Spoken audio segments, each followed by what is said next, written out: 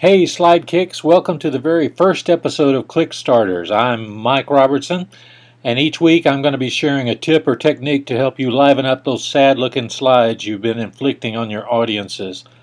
While I use Keynote to do all my presentations, most of the techniques that I show you can also be done in PowerPoint. So let's get started.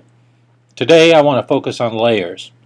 Layering images, or even just parts of images, can add depth and interest to your slides. Take this slide for instance.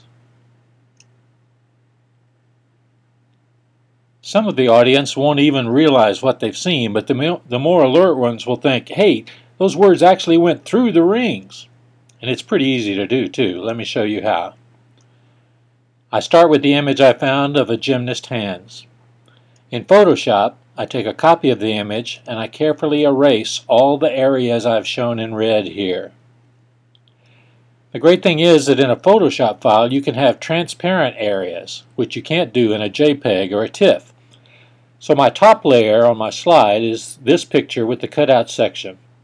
The middle layer is the words, which I size appropriately for the space I've made. And the back layer is the original image. When I stack them all together, all I have to do is click and presto, 3 dimensions. It only takes 3 layers. See if you can figure out how many layers I use in this slide. This is for a speech I did about how even when you're on vacation, traveling, enjoying leisure time, your brain is still coming up with great ideas. Your brain is always on, even when you are taking off. So how many layers do you think? Well, there are 4. The first layer is the vintage map, which I use to illustrate the travel theme. Then I bring in my title. In this case, I've done the title in Photoshop so that I could add some border and extra texture to the letters. The third layer is a solid blue rectangle. I've adjusted the opacity so that you can still see the map a little bit, but the darker background will highlight the title more, help it pop.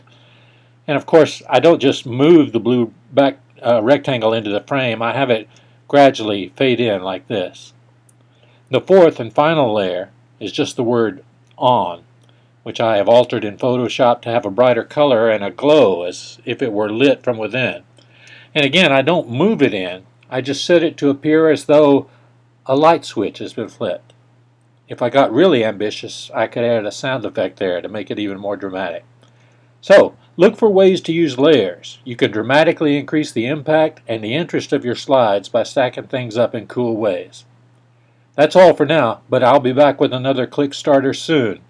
Adios, Slide Kicks!